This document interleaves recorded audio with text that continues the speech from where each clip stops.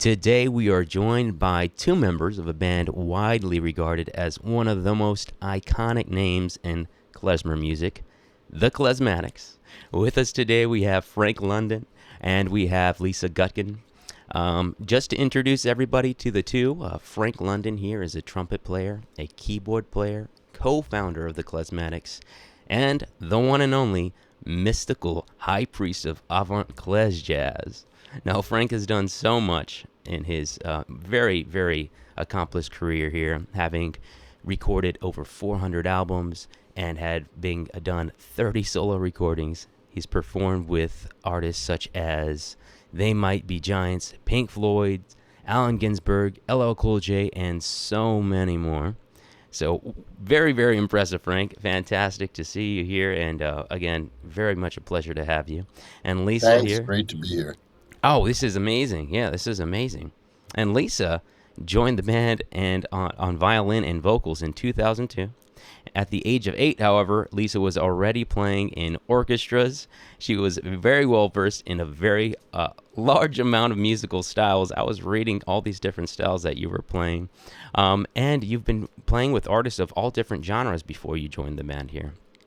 I was also very surprised to see that you are also a co-composer, co-music director, actor, and a musician on the Tony Award-winning play Indecent. Wow, both of y'all. Fantastic resumes there. That is very impressive. And thanks for joining me. And I heard that you've been doing a little bit of rehearsing today, right? I could see you're in a studio as well. I'm hearing it's for an upcoming tour. So when is that kicking off? Tomorrow. Wow, Washington, all right. Washington, D.C. tomorrow. Washington, D.C. Fantastic. Is there anything special about this particular tour?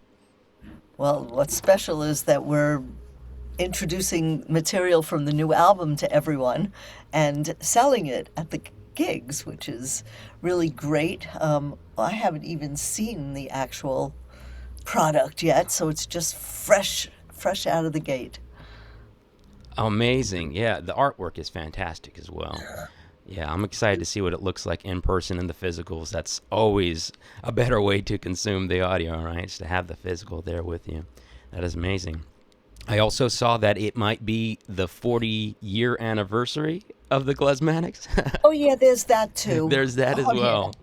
Yeah. Wow. Well, definitely worth celebrating. 40 years for anything is impressive, but 40 years of playing in a band with musicians. You know, I'm a musician myself. I know how it goes. What's the secret, especially to Frank? I know you were there since the beginning. What's the secret to keeping a band going for 40 years? Never resting on our laurels and just continually pushing ourselves to make new music and to make each statement vital and not just go through the paces, but to be fully present all the time. I think that the new album, We Were Made for These Times, is as good as anything we've done. And it's different. Yeah, amazing. Again, having listened to some of the other albums as well, this one definitely you could tell was a culmination of a lot of things happening, a lot of creativity. But Lisa, I'd love to hear your thoughts on that as well. You have 20 plus years in the band. How has it been? Yeah, well, we as Frank says, it's just always kind of figuring out what is needed at the time and what we want to say at the time and how we want to be with each other at the time, and never trying to repeat what was, I think is the key to staying together for a long time. That's true. And also keeping it fresh, right, for people and your That's listeners. what keeps it fresh, exactly. It's something that y'all are very, very good at. If it's fresh for us, it's fresh for you. Exactly, yeah. And congratulations again, 40 years, a massive accomplishment there. For our listeners here in Chicago, the Klezmatics will be playing at City Winery on Thursday, May 21st at 7:30 is when the doors open, I believe. So definitely go check them out. As we all know, y'all have been performing for decades, and I know you have an amazing show planned. In fact, Time Out New York said you guys rank as one of the best bands on the planet. I believe they said greatest bands on the planet. Amazing. So what should people know about attending your shows? What should they expect about seeing the Klezmatics live?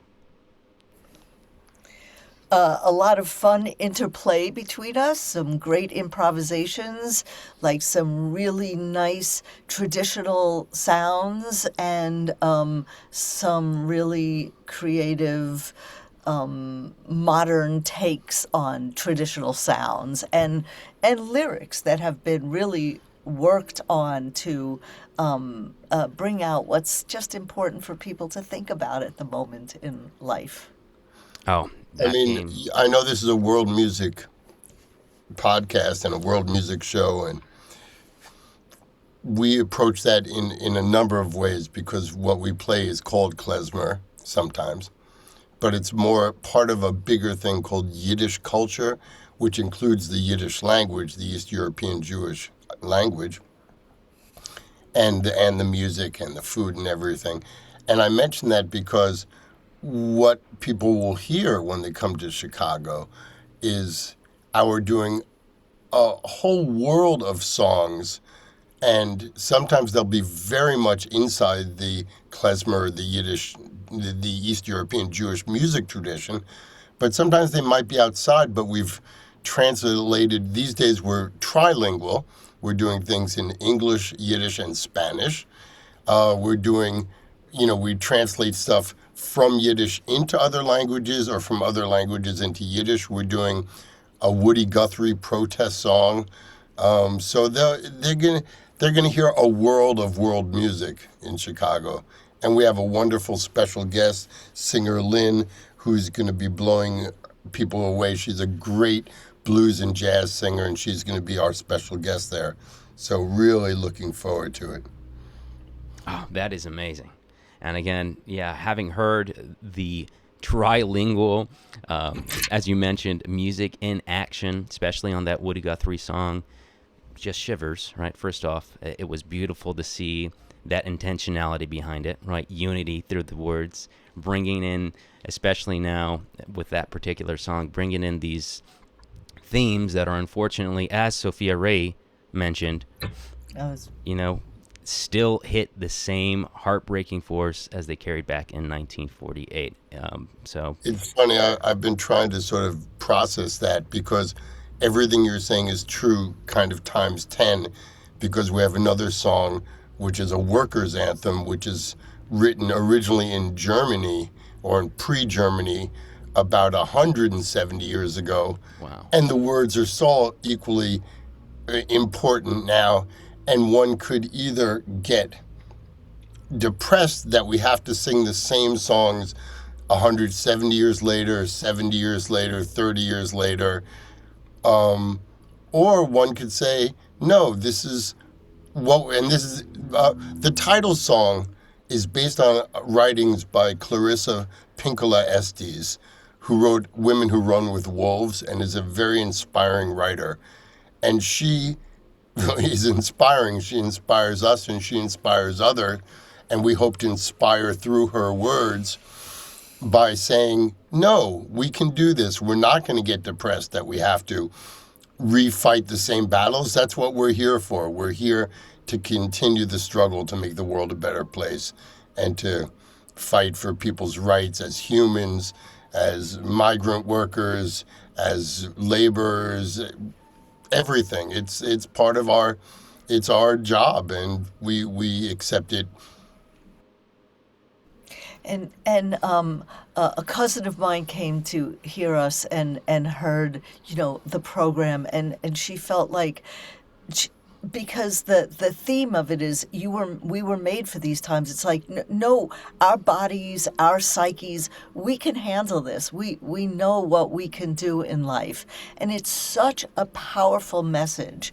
And I've had people, and especially this one cousin of mine who came and said it really lightened her outlook on life. I mean, she went back to work with a lighter feeling because, we forget sometimes that humans have been going through so much over the ages, and we have a resilience. And so to be really reminded of that in a beautiful song is very, very powerful. Amazing. I couldn't have said it better myself. And I love the fact that you are showing that in many ways, just from the Yeah. absolute diverse amount of featured artists that you had on there, collaborations.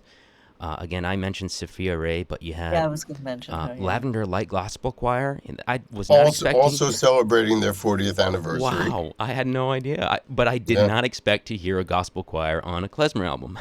The first gay and lesbian gospel choir, That is, I was actually. reading about that. That is Yeah. fantastic. And again, just bringing all these voices together for a common cause, singing.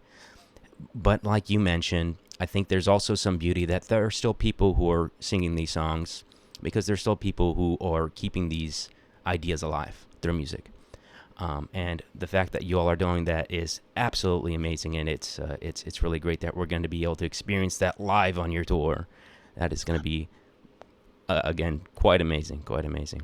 Yeah, and we're really looking forward to Lynn Jordan, to her joining us too, because every time we bring somebody else in, we're enriching our sound. So we're psyched because we know Chicago loves her, and it's going to be really great. I think one thing we found, since this is, again, a world music foundation, a world music show, and whatever that means, is that the more confident we become in understanding our culture, the Yiddish culture, and the Yiddish music and language, the more rooted we are, the more absolutely confident we are, the easier and more fun it is to share and collaborate with people of all different backgrounds, because we come in with a very firm place, they come in from a very firm place, and it's not competition, it's collaboration and love. And the stronger we get at it, the better the collaborations become. And so we've been doing it since the beginning, but it's just grown as we've grown more confident in our work. And some of the other artists that like La Manga on Undu Ackhurst, I mean, that just blows the whole tune out of the water. It's just fabulous when La Manga comes in, and they're a Colombian group, by the way.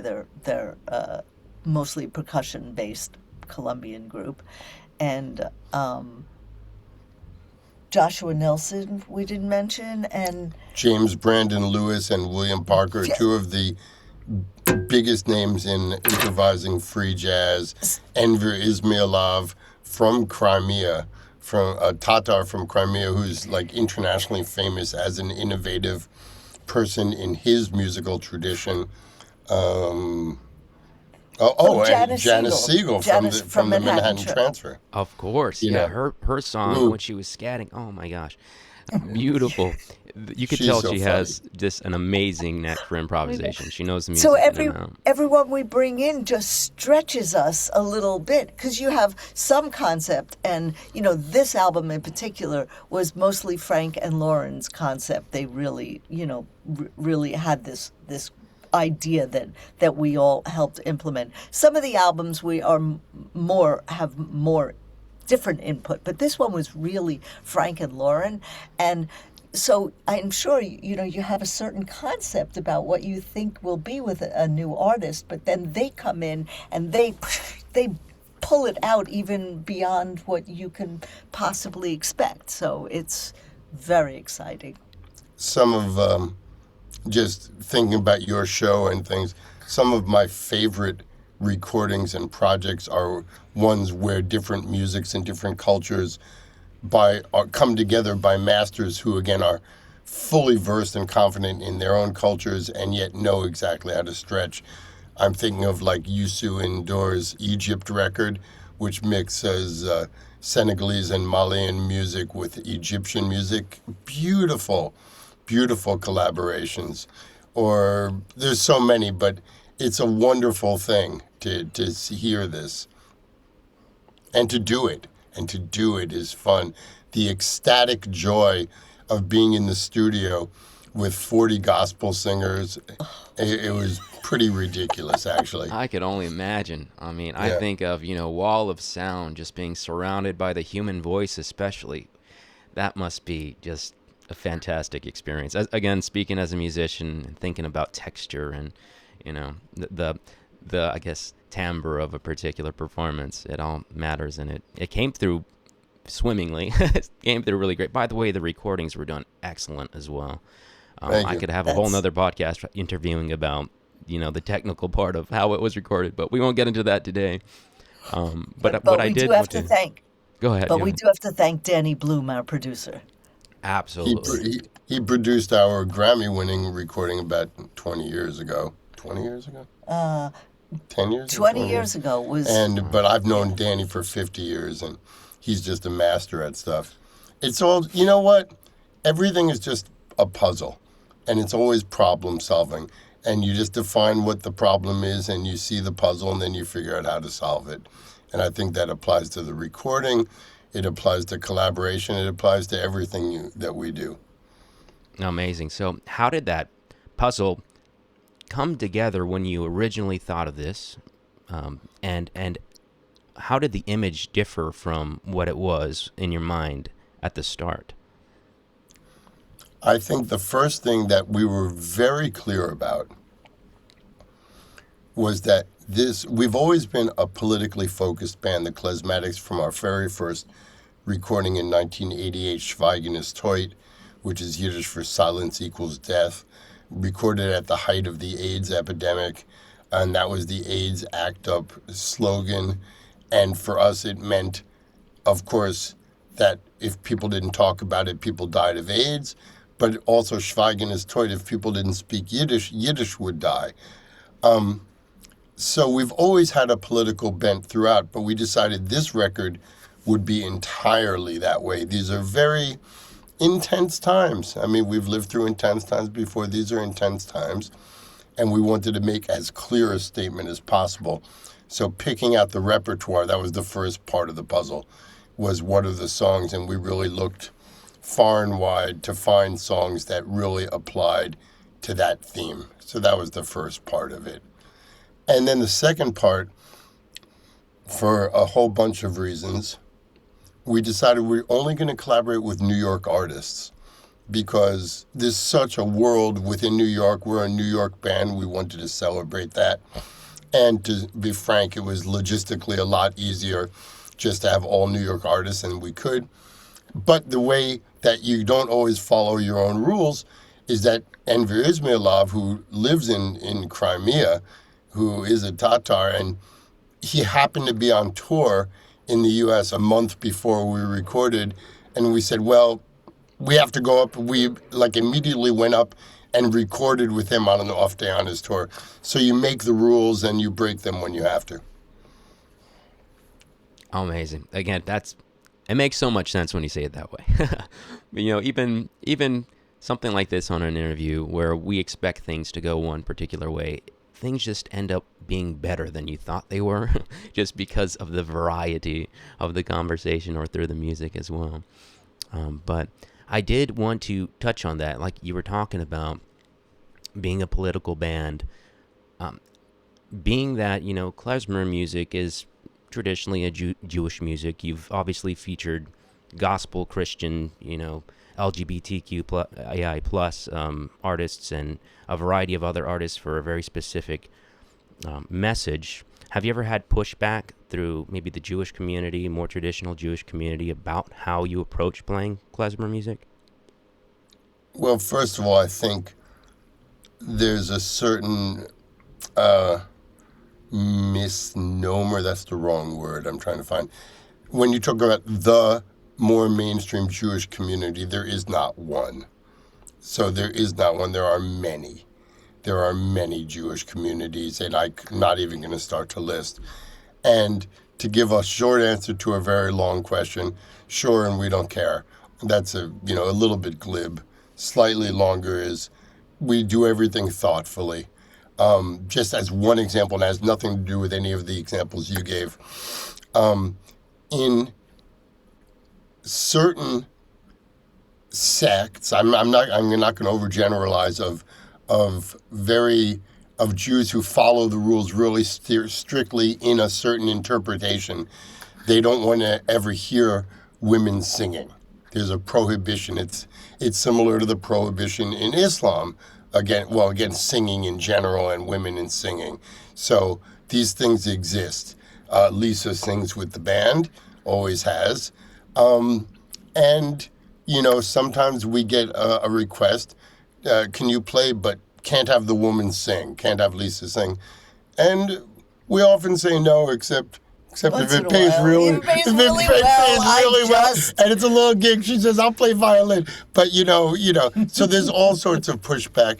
But, we make the decisions on our own terms. And that's the point, about that.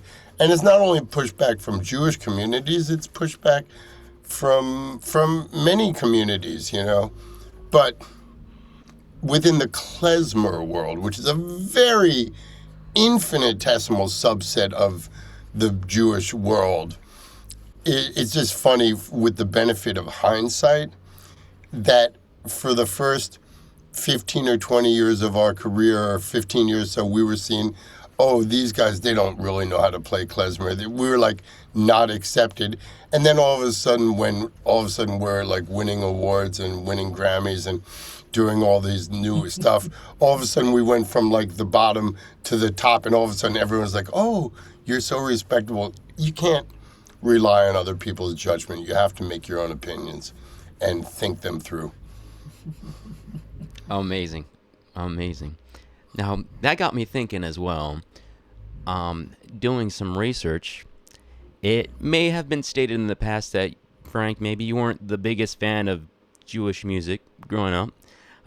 In fact, from what I read, it seems like you were a rock and roller and maybe listened to some jazz on the WRVR family, dinner time radio station there. And Lisa, from what seems as well, that klezmer really wasn't on your agenda at all.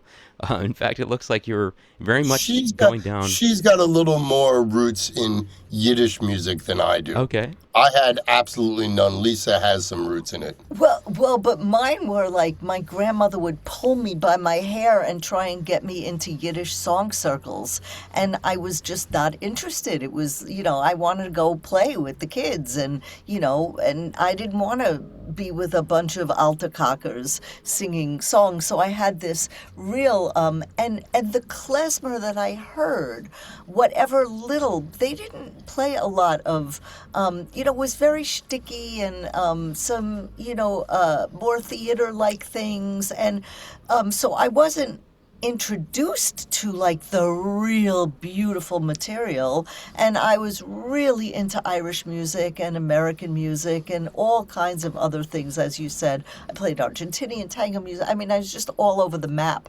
But when the Klezmatics needed a sub, and by the way, I've actually been playing with the band for almost 30 years. I've only been an official member for 23. Wow. But She's a newbie. and I'm the newbie. Well, almost as Rich is newbie as the- Richie. But yeah. But I knew the Klezmatics. I knew they were fabulous, but I wasn't really interested because I liked very, very detailed music, like in in the old Irish recordings, and so. When you study the real details of a traditional music, you really understand then how the musicians use that music.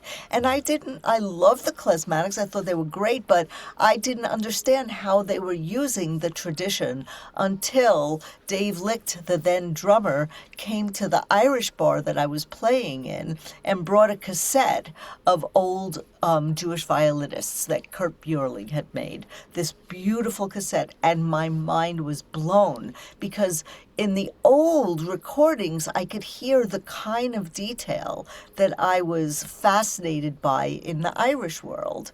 And the old Irish recordings, there was a real similarity to it, that was what hooked me in. And I had not heard anything like that with my grandparents, even though, I was completely ensconced in a Yiddish-speaking community in my summers, during my summers, and grew up with the language.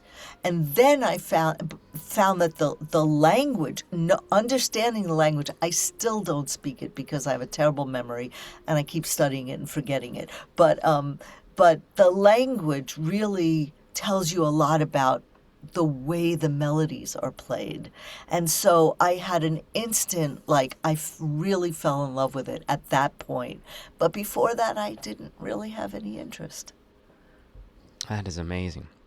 What Yeah. about yourself, Frank? When was the Oh, when well, was the it's point? pretty much the same thing, except that I didn't have the Yiddish grandmother dragging me by my hair. It's just that the Jewish music that I didn't like, I started playing professional gigs when I was like a teenager, and sometimes at Jewish weddings or bar mitzvahs, but it wasn't klezmer music. It was sort of Israeli music, and it lost, as Lisa said, it lost all the edges of what makes this music so fascinating. And it was only when I was actually in college that a professor introduced me to these old recordings that I'd never heard, and that's what drew me in. Wow. Do you think, though, if the Klezmatics had existed before, when y'all were growing up, and you heard them for the first time, how would that have changed your perspective on Jewish music or klezmer music in Well, general? I mean, there's two things about that. One is like, you know, okay, two separate things. One is that really what Lisa and I both said is it's not even the klezmatics or the modern stuff that drew us in. It's these old recordings usually pre 1937, from like the beginning of recording from 1904 to 1935 or so. That's what drew us in. And had I experienced that, I would have had a different feeling. That's one half of the answer. The second half of the answer, because you said about, because we keep on going between Jewish music, klezmer music, Yiddish music, and these are not interchangeable terms. It's sort of a Venn diagram of which Jewish is the biggest, but there's so many Jewish musics that have nothing to do with klezmer or Yiddish. I think one of our goals as the Klezmatics, or my goals from the very beginning, was to try to make a recording that people would want to play just to hear good music, not because they wanted to hear klezmer or Yiddish music. Just something that you would put on your turntable or CD player. You might pick a John Coltrane recording. You might pick Fairport Convention recording. You might pick, the Boston Symphony playing Mahler, whatever, a good recording. And I think it took us about 5 or 6 recordings till we finally made something that was just a good, really good recording that just stood up on its own. It took us a while, but we finally got it. And I think had I heard good Jewish music with a good message that I cared about, because next we have to talk about nostalgia, and that's a whole nother discussion. But with a good message and good recording techniques and just the whole package, yeah, I probably would have had a different impression of it. But growing up, all I knew of Jewish music was the schlocky stuff that was played at weddings and at bar mitzvahs and stuff like that, and it was really bad. All right. Well, again, I love that you keep harking back to it was these older recordings, right? Yeah. Because, again, that's where the tradition lies. That's where the passion lies, the story lies. Oh, and old recordings, and we were lucky just by this much, to catch some of the old musicians who still played with the old style before they passed away. Most of them are gone now. Ray Musiker is still alive, but he's like 98. But we did catch a number of them at different places. You more than Yeah, me. and so because people talk about klezmer, this klezmer revival that started in the 1970s, and we always have to point out it wasn't a revival because it wasn't dead. It was in serious decline.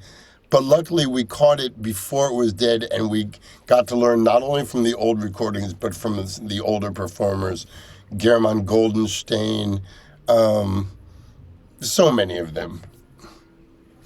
Wow, being able to experience that live, I can't even imagine. It's the best. You know, I just want to take a little sidebar because some Of of your course. listeners might not know so much about Jewish music and Jewish culture in general, that there are several Jewish languages, and that, you know, and that's the musical cultures that we have are also because of all the languages. You know, there's Hebrew, which is in Israel, of course, and then there's the Sephardic community that spoke Ladino, which was like an old Spanish, and then and what we're really focused on is from Eastern Europe, and the language is Yiddish. So some people don't actually know that, and I think it really shapes the understanding of it. So then you can think of the other influences from Eastern Europe that come into our music, whereas the roots might be very similar in some ways to the Ladino culture, but the influences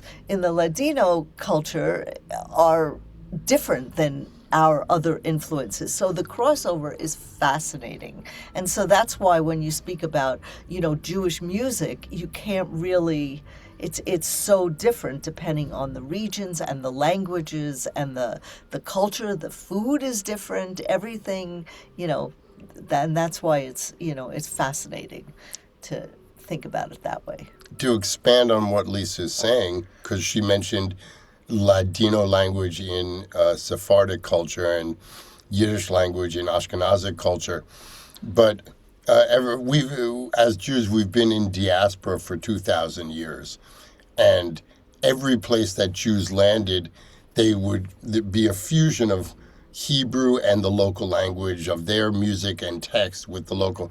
So there's Judeo-Italian. Right. But the biggest one I want to mention, because it adds to the complexity of the world today, is the many Arabic Jewish musics.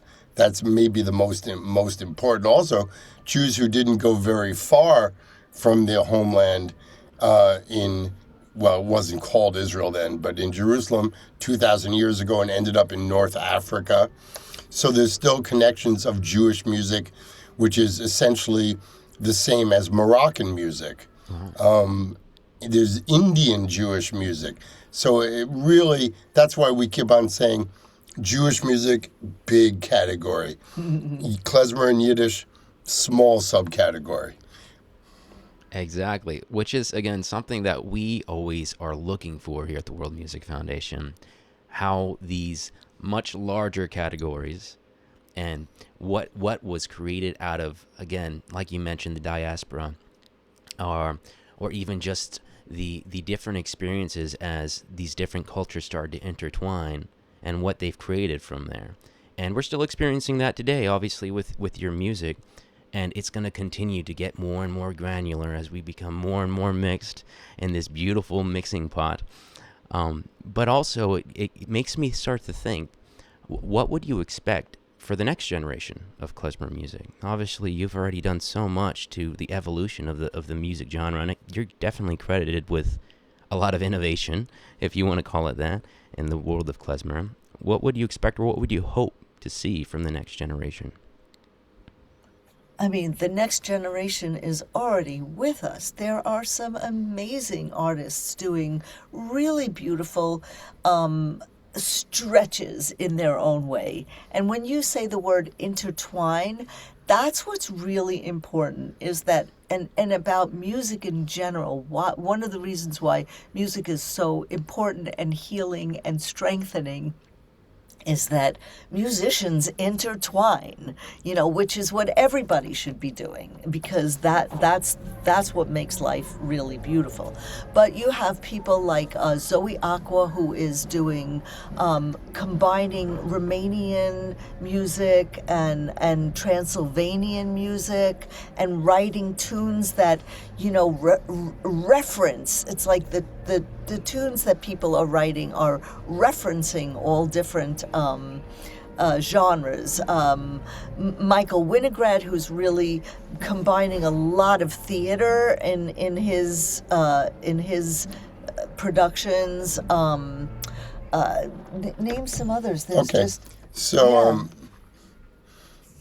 I before I name some others, I think the biggest difference with these next generations, and really, we're old, so there's really 2 generations past us now, is that these musicians grew up hearing the real stuff at an early age. So they have a head start over what we did, which is great. That's the first most important thing. They can start their explorations earlier because they're more rooted in this. So that's a real victory for the Klezmatics, but for all the teaching institutions, Yiddish New York, Yiddish Summer Weimar, Klez Canada, Klezfest London, all these international tapis vert rencontres avec Klezmer, all these international places that teach Klezmer.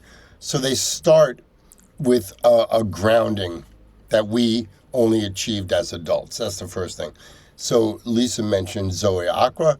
She mentioned Michael Winograd. An amazing artist, Ira Temple, who I think Ira's biggest skill is actually linguistic. Ira is a very political person. I'm a great accordion and keyboard player, of course, but well-versed in text and is doing like reinterpretations. And this is another topic, is about song texts, but we'll gloss over it for a minute.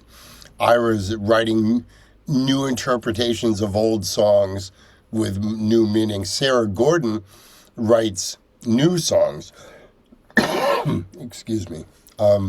So there's a huge scene in Europe. Sasha Luria and Craig Udelman. Everyone is sort of taking this music. Ilya Schneeves, they made, Ilya and Sasha are both from Latvia, and they did research into old Latvian Jewish music and made a recording mixing Latvian and Yiddish songs. Everyone is doing this kind of work based on the rootedness in the tradition. Go. With a little heavy metal slipped in there. Not in by the Lithuanian one. That's, no, in some of their older recordings. They have another band called just a little Vorspiel. Well, it's funny because they reference kind of more like 90s music. Okay. We reference 70s music. They reference 90s music with Vorspiel. Sarah Meyerson, Eleanor Weil, just so many young artists who have the basic knowledge of the tradition under their fingers and in their ears and are going beautiful places with it.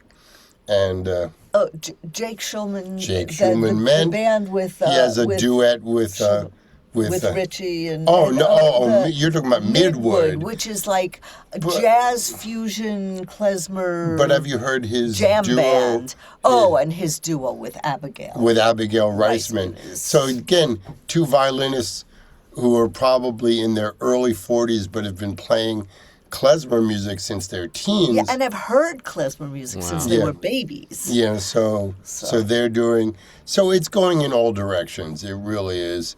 And I think the Klezmatics, we don't try to, we just try to be us. You know, the new album is, I played a gig with this guy, Michael Winograd, last night, and we were talking about it. And he said, yeah, it's a Klezmatics album.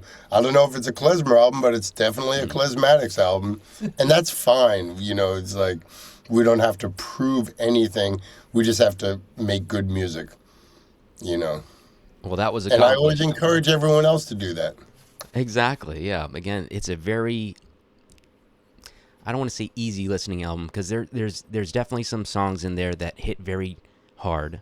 I think of Elgie for the Innocents. That song I listened to multiple times and try to grasp onto what you were saying. Again, it's if you would like to talk a little bit more about it, telling the story through music without a single word, there's so much impact to that. And thinking about it, there's so many layers to what their instruments are saying and how they're communicating with one another. I'd love to hear a little bit more about that, how you accomplished it. Well, okay, thank you.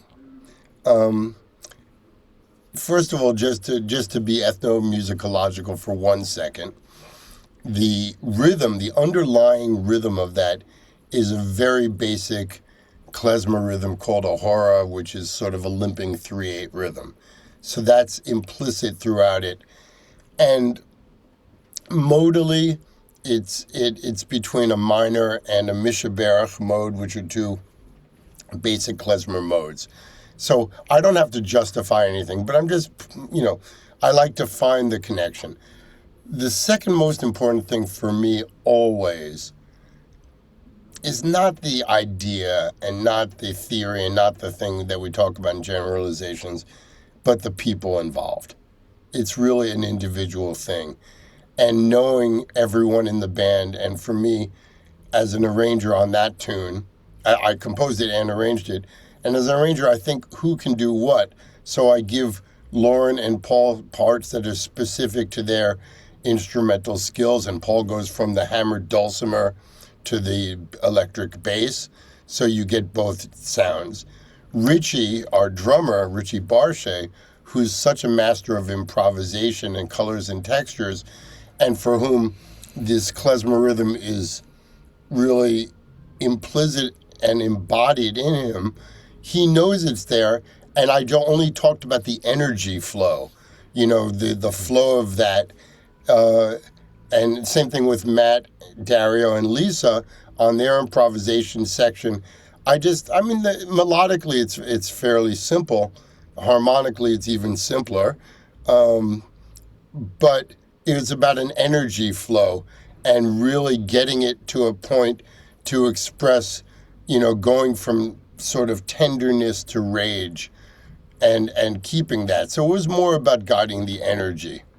Exactly. But I could only do that because all the players involved already understand the music on a basic level, so we didn't have to teach that. Exactly. And I think you captured the subject matter, perfectly as well. Reading over, if you would like to talk a little bit about the subject matter and what inspired the song. Well, Lisa wants to say something, and then Well, I'll finish. I want to say two little things. First of all, I just want to, for those who hear the word hora and they think of like the really fast dance that is done at weddings. So hora in Romanian, I think it is. Hora It means circle. so many different. It means circle, but there's so many There's different. so many different meanings of it, Or right? different rhythms that are called hora. Right. So this particular one is a slower, stately 3/8 rhythm. But part of it, when we invited James Brandon Lewis and William Parker, who are master improvisers, we didn't even have a rehearsal. We didn't have to tell them anything except again the energy flow. Here's the shape, and just to be inside the music, and that's because, as you said, as you implied, sometimes with issues as tough as the atrocities that are going on in the world today, sometimes words are not. You can't find words to capture how horrible it is and our feelings about it. And that's why I chose not to try to set words to it, but let the players express it musically.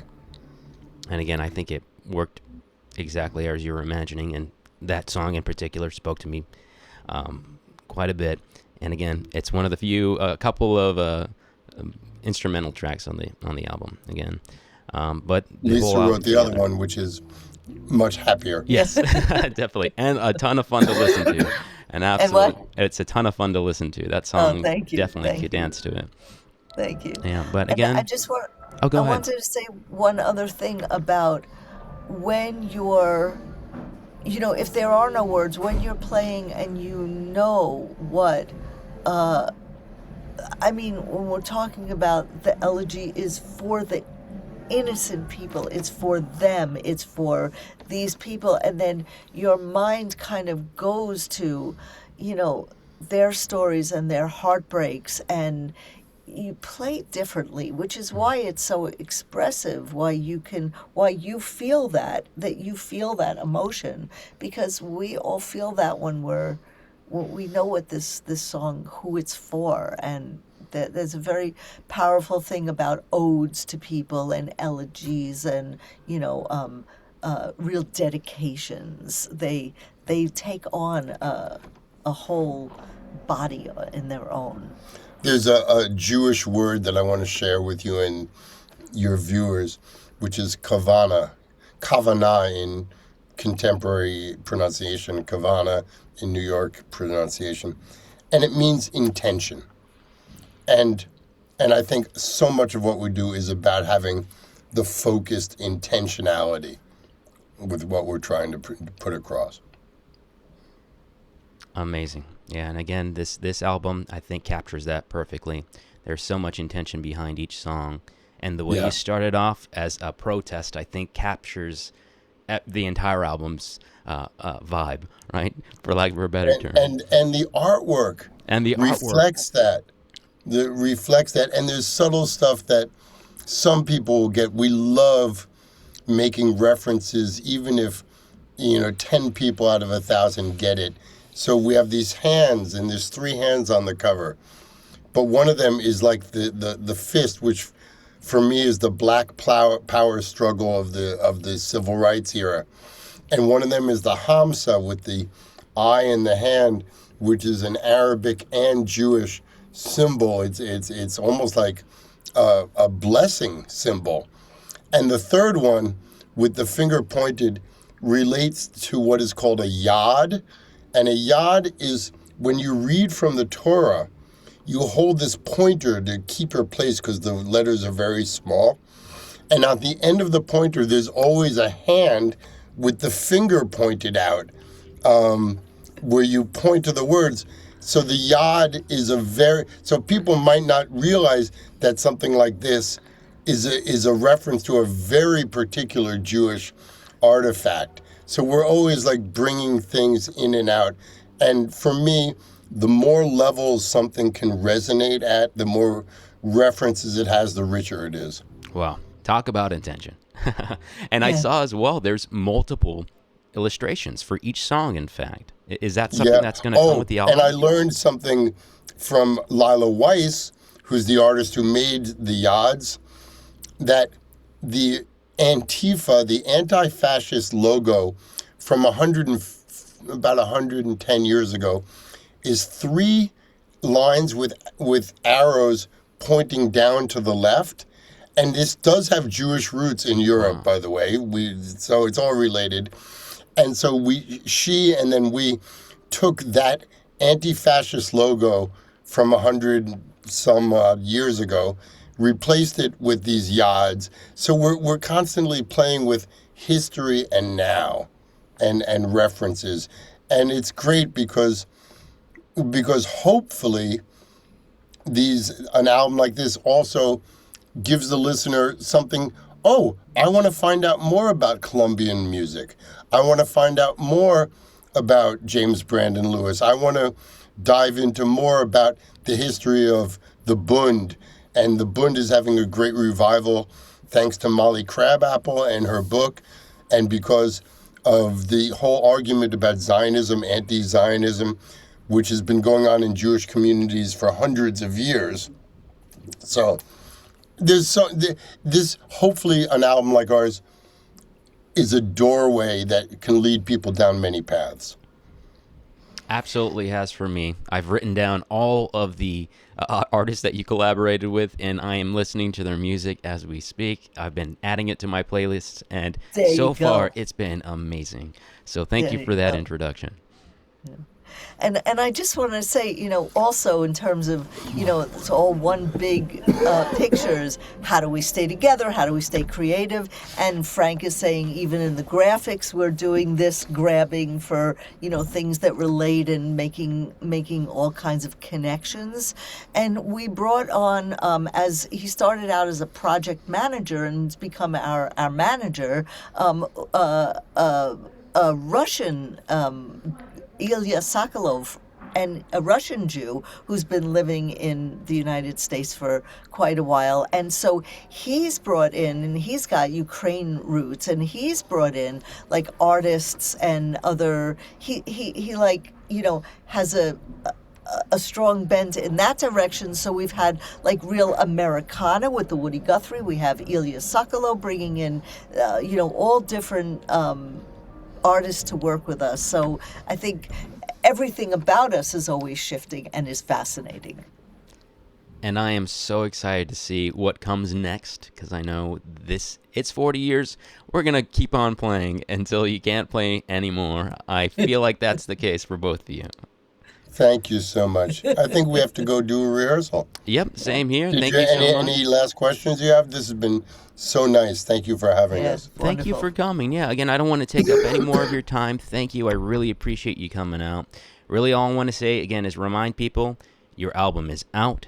Came out on May 1st. It's available on streaming platforms. But more importantly, you could buy it live, a physical version. You could buy a vinyl, a CD, a digital download on Bandcamp. In addition to that, of course, take a look at the tour that is starting out tomorrow, May 16th. See the Klezmatics live, please.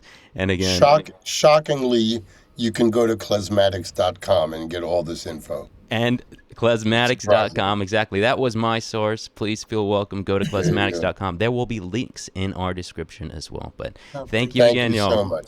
Thank Right. you so much. Been a pleasure. Been a Bye. pleasure. You take care.